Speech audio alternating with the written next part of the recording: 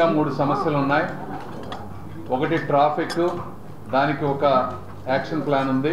రెండోది under ground drainage, మూడోది water supply. ఈరోజు వాటర్ సప్లై గురించి మాట్లాడటానికి చేశాం. టోటల్గా గుంటూరు చుట్టుపక్కల ప్రాంతం మొత్తం తీసుకుంటే దీన్ని 3 ప్రాంతాలుగా డివైడ్ చేశారు. ఒకటి గుంటూరు కోర్ ఏరియా, అదేవిధంగా గుంటూరు వీకర్ సెక్షన్స్ కొన్ని సపరేట్గా ఉన్నటువంటి ఏరియాలు, బుడంపాడు, బొంతపాడు, ఏటుకూరు, ఈ మూడిటికి ఒకటి. తర్వాత మూడోది మర్జ్డ్ విలేజెస్, మొత్తం వచ్చేసి ఒక 10 విలేజెస్. ఇవి తీసుకుంటే ఎంటైర్ గుంటూరు చుట్టుపక్కల ప్రాంతంలో వాటర్ కావాల్సినటువంటి ఏరియాలు ఇవి 3. ఈ మూడిటికి సంబంధించి కోర్ ఏరియాస్కి వచ్చేటప్పటికి అమృత్ 2 పథకం కింద 331 కోట్ల రూపాయలు ఈరోజు నారా చంద్రబాబు నాయుడు గారు కూటమి ప్రభుత్వం శాంక్షన్ చేసింది. నంబర్ 1.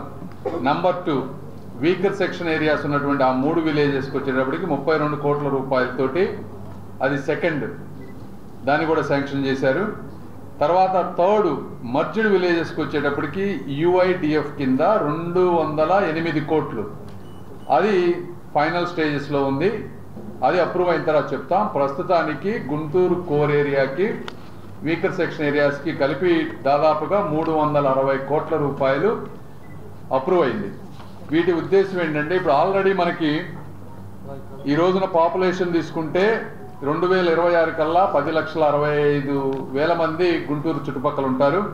2041కి వచ్చేటప్పటికి 14,80,000, 2056కి వచ్చేటప్పటికి 20 లక్షల మంది గుంటూరు చుట్టుపక్కల ప్రాంతంలో ఉంటారనేది ఎస్టిమేషన్. టోటల్ మనకి కావాల్సినటువంటి వాటర్ డిమాండ్ ఈ రోజున 169 MLD ఉంది. ప్రజెంట్ వాటర్ సప్లై 135 MLD మాత్రమే ఉంది.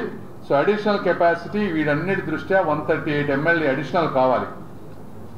ఇవన్నిటినీ అంటే ఫ్యూచర్లో ఎటువంటి ఇబ్బంది లేకుండా ఇప్పుడున్న తక్కెళ్ళపాడు ఈ వాటర్ సప్లై ఇది ఇలానే ఉంటుంది. ఇది కాకుండా కృష్ణానది నుంచి ఇప్పుడు తీసుకున్నటువంటి అమృత్ 2 పథకం ఏదైతే ఉందో ఇది కృష్ణానది నుంచి స్ట్రైట్గా తీసుకొని ఇక్కడికి గోరంట్ల ఏరియాకి వస్తుంది. ఇందులో కృష్ణానది దగ్గర ఒక